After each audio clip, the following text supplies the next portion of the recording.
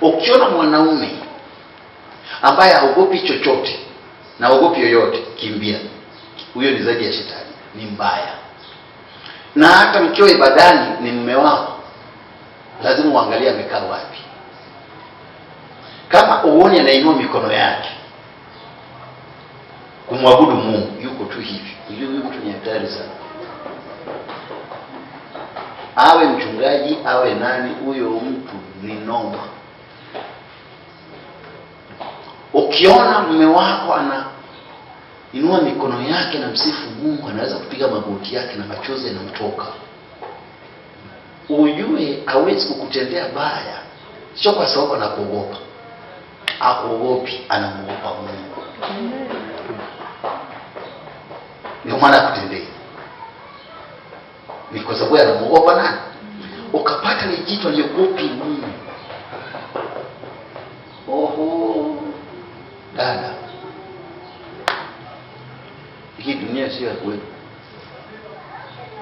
Ningesema kitu lakini sitaki kuharibu ndoa za watu. Maswali tu najiulizaga. Unajua hata kuoa mimi nimekatalia. Anasema lazima muoe. Akasema ni cha kusudi, anasema hakikisha inakuwa sawa.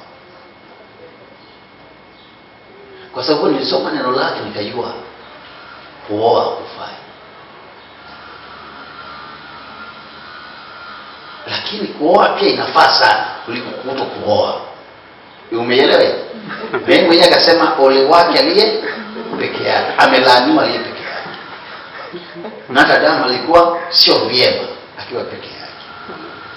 Lakini kisoma nyaraka za ndugu yangu Paulo mtume anasema ingekuwa vyema usiguse mwanamke.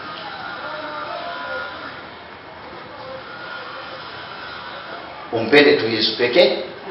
Sasa tungeongezekaje? Sasa nikaanza kuuliza maongezeko haya Mungu anataka yaweje? Ndio nikaanza kusoma nikajua maongezeko Mungu anazungumza. Walikuwa kusema mwingine na kuzaa. Kuna mambo walikuwa wanafanya ya Mungu makubwa. Simba na watii walikuwa na ugunduzi mzuri sana kulingana na utaratibu wa Mungu. Samaki anawatii, kila kitu kilikuwa chini yao. Sasa na Zaburi 8. Chochote walikuwa wanakisema ndicho hicho. Sina nielewa. Lakini nani alitoa familia yake na mume kwenye utajiri? Ni nani? Mwanamke. Kuna nani anaweza kufanikisha mwanaume? Ni mwanamke. Apataye mke apataye ajipatie kibali mbele za nani? Za swali sio mwanamke. Swali ni mke sahihi.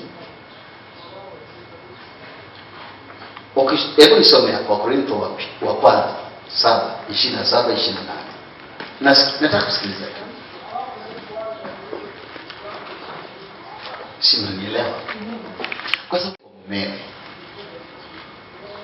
huyu ni shetani. Hebu fikiria kanisa la Yesu linainua sauti kwa Yesu. Si mnielewa bila. Hebu fikiria wewe unainua sauti yako kwa Yesu unasema yeye ni hivi.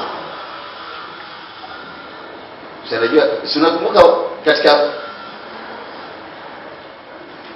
Yohana 8 31 akaambia wanafunzi wake, akaambia Wayahudi wanaomwamini, sio wanafunzi, Wayahudi wanao, mkikaa kwenye neno langu mtajua kweli na kweli tutaweka na mtakuwa wanafunzi wangu kweli kweli.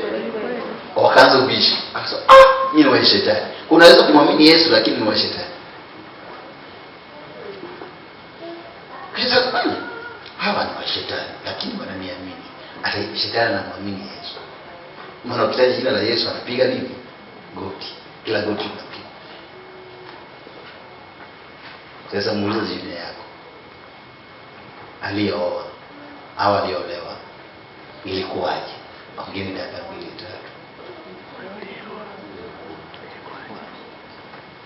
Unakuta kuna uwazi. Kwa hiyo yule mtu anakuja, niangalie leo. Kuna watu wanaolewa wanafikiri wanaenda tu kutoa uchi ili wazae. Hakuna kitu anaongeza zaidi ya hicho kwenye familia. Si ndio leo wanawake wanakuwa hivyo? Wamenikatalia, basi tuache ile somo. Mimi nilikuwa na maswali yangu. Si ndicho wengi wanafikiria hivi. Kwa sababu hajui alichokuja kufanya. Yule mwanamke alipoumbwa ule wa kwanza alikuja kusaidia. Maana yake anashiriki kila kitu sambamba. Waleo wanasubiri wapewe na anataka tunzwe. Anaona ni haki yake. Mimi hiyo Biblia si kwa kweli. Maana hata Yesu kweli ameweka vitu vyote chini ya kanisa. Lakini leo mpe mwanamke kila kitu.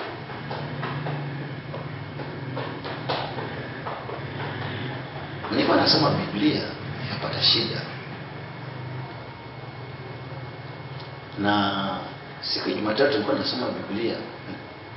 Kabidi mtie mke wangu kumwambia, naona kama akili zangu zinaenda off na changanyikiwa.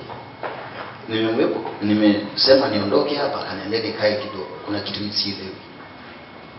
Nimesoma kitabu cha Ufunuo, amenielezea miaka 1000 itakapokuwa na shetani atakapofunguliwa tena nini. Alafu nimeenda kwenye mafanikio ya kanisa nini, nimefika pale. Lakini sasa kuna kitu nimemuuliza hapa, ananiambia niendelee kukaa, anifundishe. Mimi nimeshachanganyikiwa. Anambia kaendelee kukaa, anasema njoo hapa nikufundishe. Akakaa kidogo akasema, yeye uliambiwa wewe. Sasa mimi nikiambia sinatakiwa nimwambie. Nikasema kitu ambacho ni yaani nisikia kama unachanganyikiwa. Lakini nasomaga Biblia kila siku. Lakini kama yaani kuisikia tu kama unachanganyikiwa. Na akaniambia kaa hapa.